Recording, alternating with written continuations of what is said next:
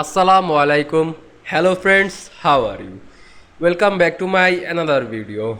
In this video, I am going to show you how to apply a solid line 3pt border to shape in Excel. Let's get started. At first, you have to open your Microsoft Excel software. Then open your Excel spreadsheet.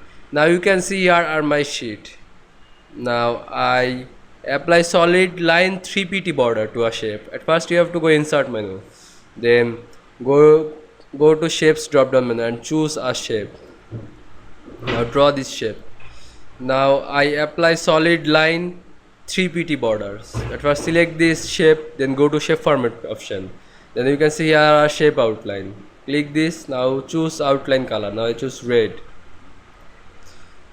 Now I choose solid line 3pt border to click this white drop down menu. Now you can see here are 3pt. Now click 3pt. Now you can see I apply 3pt line.